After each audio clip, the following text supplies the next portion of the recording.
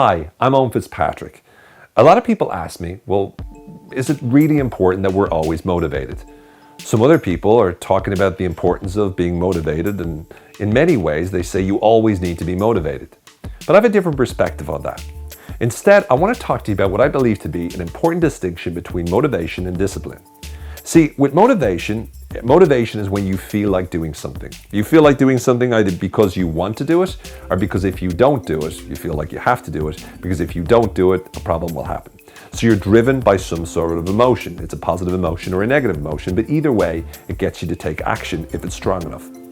Discipline is when you do it anyway. And this is when you set up your life so that you do this automatically without even thinking. You don't need to feel a certain way about it. It's just something that you've committed to doing. You're going to do it no matter what. And so it's important at the beginning of any idea, the beginning of any sort of change, that people feel motivated. They should feel sufficiently motivated to be able to take action. But also you want them sufficiently motivated to be able to set up disciplines and set up in their schedule new habits they're going to engage in. And then you want to remove the question, will I do it, or how do I feel about doing it? Because they know no matter what, they're going to do it. So you want to motivate them to make the changes they need to, but then those long-term changes need to become disciplines. Just like brushing your teeth is a discipline, you don't have to motivate yourself to brush your teeth.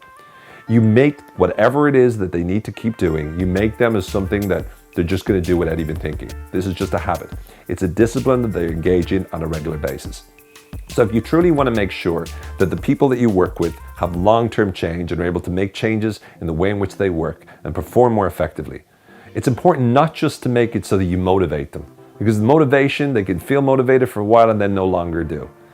Instead, you want to make sure you motivate them, but also make sure that they're building disciplines.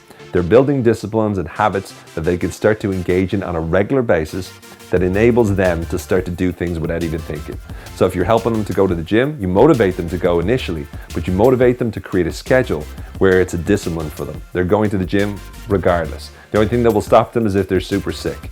But besides that, there is no excuse. Doesn't matter if they're tired, doesn't matter if they're not in the mood, they're doing it anyway because it's a discipline.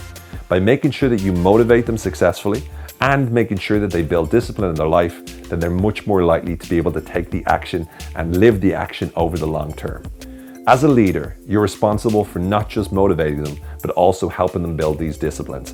And if you can get a motivated and a disciplined employee, then you're in a much better position. Hope you found this useful. Talk to you soon.